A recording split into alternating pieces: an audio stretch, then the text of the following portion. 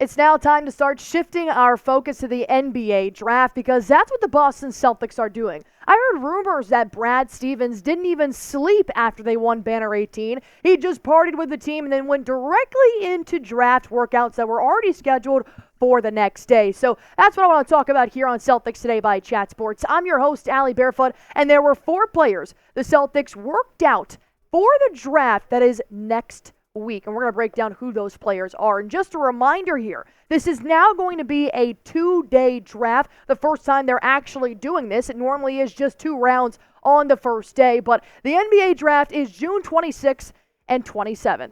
I know. We just won the NBA Finals this week, and now we got to start thinking about the future of the Boston Celtics franchise. But if you guys want Celtics Today to go live on June 26th and 27th for the NBA draft, go on ahead and hit that sub button for me. You know, the bosses said we did great during the watch party, and it was great to do all those regular season and playoff games, but they did say we needed 25 new subscribers that want to see us go live for the NBA draft. Go on ahead, hit that sub button for me. All right, let's go ahead and jump into one of the players they worked out here out of the 4. We're going to be talking about Ryan Dunn. No, not the Ryan Dunn from Jackass. We're talking about the one from UVA. Ryan Dunn is actually a very popular name here heading into the NBA draft. There's been a lot of great prospects that have come out from Tony Bennett's coaching style and come out of UVA in the last couple of years. And just to give you guys a little summary here, and producer Smitty's going to be helping me out here talking about these 4 players because you got to look. He's 21 years old. He's still technically a sophomore coming out of college. 6'6.5", 214 pounds. And you can see his stats right there. He's a pretty good role player, if you will, here for UVA. But for that wing, I'm really looking at the rebounds here, Smith. I know that we can always use a little extra depth when it comes to the wing for the Boston Celtics roster. At 8 points, that's fine. It's going to take some time to learn how to score in the NBA. But cleaning the glass, just vertical, knowing how to rebound, I think that'll translate pretty well to the next level here, Smith. Yeah, you're not wrong. I mean, Ryan Dunn, for a 6'6 player, he kind of fits that Celtic mold, right? Team rebounding, guy who can crash the glass. He's not, harbored down by the paint and somebody who uses his size really to get rebounds. He's somebody that uses effort to get rebounds. And Ryan Dunn is really talked about in this draft. And while he might go near the end of the first round, some people think he's the best on-ball defender at the wing position in this draft. And for the Celtics, whose primary scoring options are at the wing, it's going to be imperative that they don't let a guy like Ryan Dunn go because he can defend the positions that Boston is strongest at, i.e. Jason Tatum and Jaylen Brown. Right. I would be absolutely floored if a contending team in the Eastern Conference went out and got Ryan Dunn to be their Jason Tatum or Jaylen Brown stopper. Yes, he crashes the boards at a high rate, but look at his blocks and steals per game. He creates turnovers. He creates havoc on the defensive end, and I don't want him on any other team than the Boston Celtics if he's going to defend at that level. That's what I'm saying, too, is that, yes, 7 rebounds is phenomenal in college, but we know that mainly every player on the Boston Celtics starting 5 can block, and they're really good at steals as well and averaging 1.3, 2.3. We know that Joe Mazzulla is going to look for those defensive-minded type of players because, like I said, that offense is going to come. It may take a little while here in the NBA, but we do have the ringer who has the holy book of all NBA draft prospects, or at least the top 60. So here's what Ryan Dunn's pluses are, according to the ringer. He's a special defender who disrupts plays in every way. That's what Smitty and I are talking about here. He can shade toward a ball handler, then recover to his man before the ball even gets there. He has closing speed to run shooters off the line or block drivers from behind in the paint, which I love. Gives me Derek White vibes. He's intelligent, often blowing up opponents' plays. Keep going with his pluses, which I love. Athletic, at-rim finisher with solid skills, attacking closeouts in a straight line, a knack for running the break, and a great feel for cutting in the half court. He can use touch finishes with either hand or put defenders on a poster. But you got to go to the negatives as well, and there's obviously going to be some transition here. He's a limited shooter who lacks any semblance of a mid-range game. That's going to have to change coming into the professional league. Opponents don't show him respect when he's spotting up from 3. Also, may not be the best mold there for the Celtics who love shooting a 3 ball. He bricks open looks and hasn't shown any better touch from the line. Unless he makes significant improvements, keyword is significant, he'll need to be used closer to the rim or as a screener, and in lineups that feature a lot of shooting around him. So when you put it like that, of course, there are going to be some negatives around that. The Celtics can always use more wing depth. And if it is going to be a transition for a while, if they do end up taking Ryan Dunn with the 30th pick in the NBA draft, it does sound like the Celtics have plenty of offensive resources around him in order to use another defender off the bench, like an O'Shea Brissett. When you put O'Shea Brissett in there, his main job is offensive rebounds, block steals, and defensive rebounds, not so much scoring from the three ball. If he makes a layup, that's great. So it sounds like Ryan Dunn is going to have to play with another great shooting team, which could be the Celtics offense. All right, we're going to break down those next three players in just a few moments, but look, I got to make sure you guys have the best gear that's out there, and this is the best gear that's out there. NBA champions, baby. Here is your official shirt. I already saw one of my friends from college. She's a huge Patriots fan, huge Celtics fan. I saw her repping this the other day, and I think it's great, and I want you guys to be able to rep it as well. Go to chatsports.com/NBA champs. This is the official champion shirt that Jason Tatum, Jaylen Brown, even Brad Stevens was wearing after the game. I want you guys to rep it. I'll be repping it. Smitty will be repping it. Don't be the odd man out. Chatsports.com/NBA champs. That'll get you this shirt right now.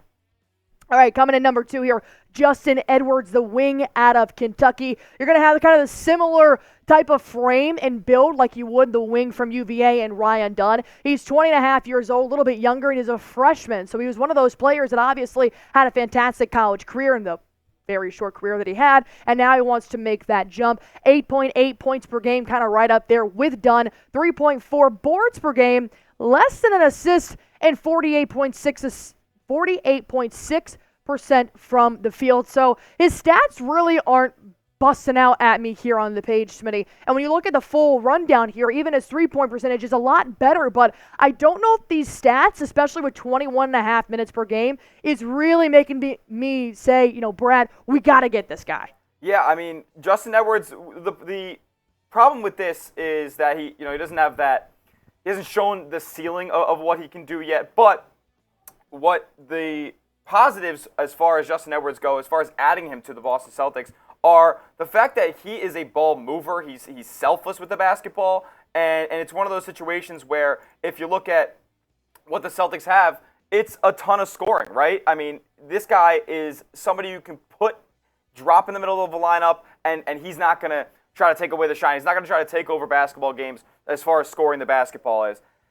He is a high-effort defender. He's an active rebounder, active off the ball. He's an active passer. So this is a guy who you just throw in the lineup, and you can feel confident that the offense isn't going to miss a beat. Yes, is he going to take over the basketball game? No, but can he knock down 2 corner threes, and can he move the basketball and move efficiently off screens? Then, yeah, this is a guy you want in your lineup for the Boston Celtics because they don't need any of that high-level scoring punch that a lot of other teams in this draft do. And you got to remember the Celtics are in a weird position right now in the fact that they're pretty much going to have their starting 5, starting 6 run it back next year, and they're already a pretty young basketball team. So if you put a rookie in there, he's going to be able to connect with that younger side of the Celtics. So it sounds like you're getting a facilitator here. Somebody that can come off the bench, maybe in a role of kind of like a Svima Hailuk type of play, where he will come in, and like you said, he's a selfless passer. He can finish at the rim. He's going to be that type of player where he's not going to get the shine, but if he puts up 2-4 points in the 9 minutes he could possibly play, I mean, I'm not going to be mad at it. Yeah, he's going to be somebody who makes the right basketball play and gives you 100% effort all the time, and I think that's what the Celtics roster is filled with right now. Why not add another guy who fits that mold?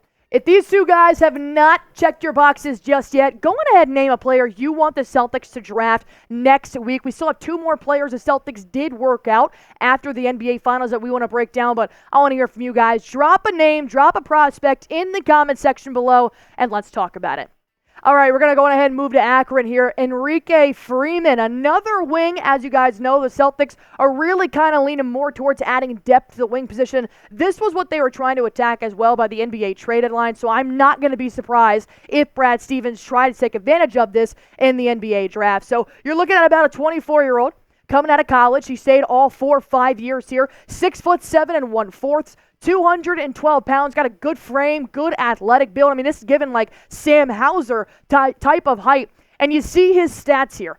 18.6 points per game, a double-double with nearly 13 rebounds, nearly 2 assists, and shooting about 60% from the field. But we know he plays in the MAC. all right, with Akron. So this isn't the Kentuckys, the UVAs, the Dukes. So I don't know. I always take that a little bit into play here, that it's just not the same type of schedule and same type of conference, not diminishing his skill set whatsoever. But when you look at these stats, Smith, I mean, am I wrong to say, this is not the Power 5 that I necessarily always go to when I look at my college prospects? Yeah, but I don't know if you can really, not select a guy because he didn't go to a big time school. But yeah, I understand that if he went to Kentucky, if he went to a Duke, he wouldn't be averaging 19 and 13.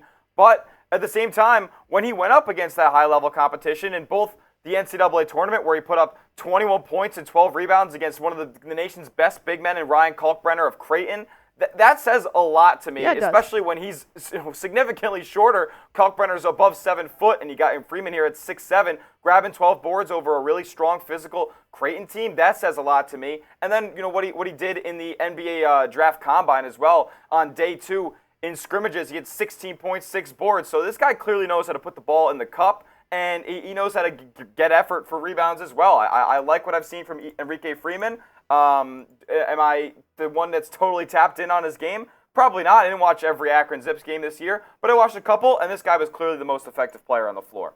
And once again, these are just workouts. This is why they bring him in for workouts ahead of the draft, is to really see them in person. And he's not the only team, the Celtics, that he has worked out with. The Cleveland Cavaliers just worked him out. The Atlanta Hawks did as well, because he's got the frame, and that's a stat sheet that's going to get anybody's looks, despite if he played JUCO, despite if he played in the MAC, or despite if he was a starting 5 on the Duke basketball team. But overall, when I look at these 3 guys, I just don't know if I feel the most confident in somebody like Enrique Freeman to take one of our draft picks here. If they do, I will see the pros in why Brad Stevens decided to take him. But in my mind, I think that when you are going to possibly take that number 30 and number 54 pick, I don't know if Enrique Freeman should be at the top of your list by the time those draft picks roll around. But overall, I think a workout was definitely worth it. And the last player they also worked out with these guys is going to be Judah Mintz, the guard from Syracuse. You got the Orange Men here repping in that basketball court. So with Judah Mintz, his frame is kind of a little bit smaller here, but it's still a good fit for that guard. You got 185, 6'3". He's a sophomore, about 21 years old, and you can see his stats there kind of resembling a little bit like Enrique Freeman, but here he plays for Syracuse, nearly 20 points per game.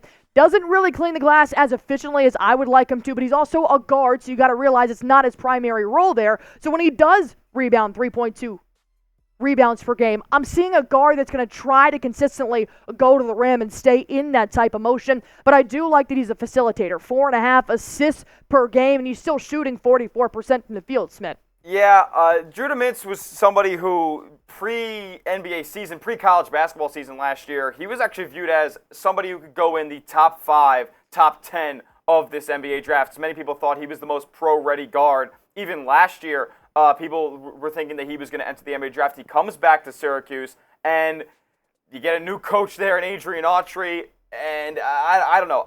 Syracuse was a disappointment this year. Yeah. Judah Mintz was at the forefront of that, but he's just not an efficient scorer, in my opinion. 44% from the field, less than 30% from 3. And when Syracuse goes to a man-to-man defense this year after playing the 2-3 for so long, it really kind of exposed Judah Mintz on defense. Yes, he's got active hands, but I just don't think he's the best one-on-one defender. Obviously, he's a primary scoring guard. So somebody to me who is just not my favorite prospect in this draft. I think he's a little bit overrated compared to most people.